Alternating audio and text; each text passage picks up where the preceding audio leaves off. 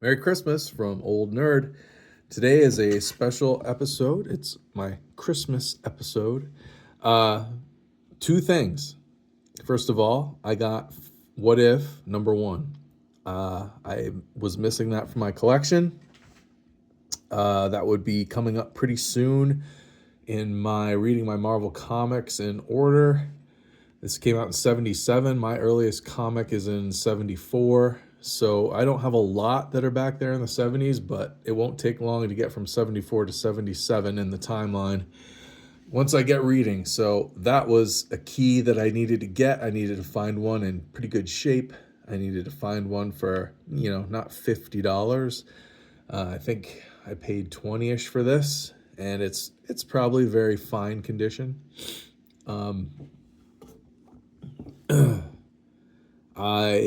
I've never read this.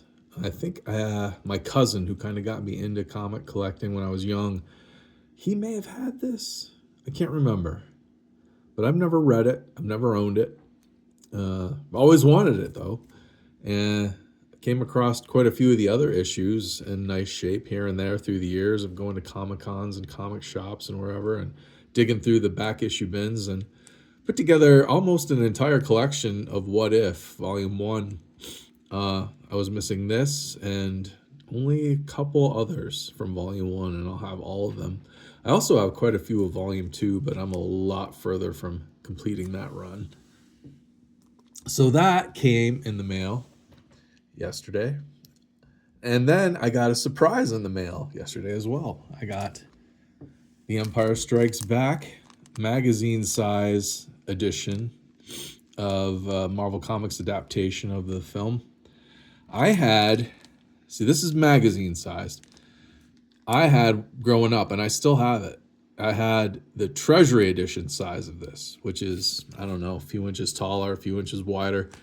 It was very big. I took it to school in elementary school, and that was a mistake. Got really ruined. But this has fantastic art from Archie Goodwin. What the heck is his name? Not Archie Goodwin. Archie Goodwin wrote this. Al Williamson. Al Williamson did the art in this, and it's like photorealistic of like shots from the movie of the characters. He really did a good job with everything, with the ships. I love this artwork. It's so good. But yeah, I had the Treasury sized version of this.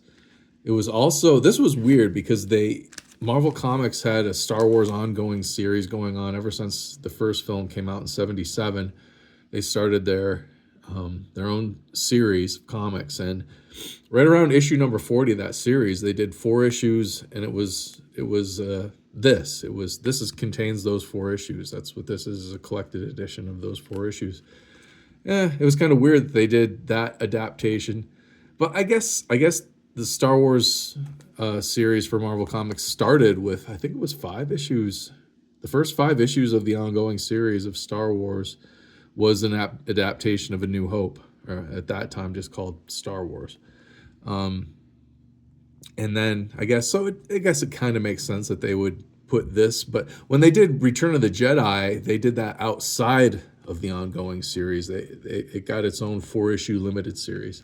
But this is great. I really love this. My very good friend, channel subscriber, friend from way long before YouTube, he found this and sent this to me. It also has this top special ashcan edition of an old Dark Horse, one of the very first Dark Horse comics, Star Wars series that they did.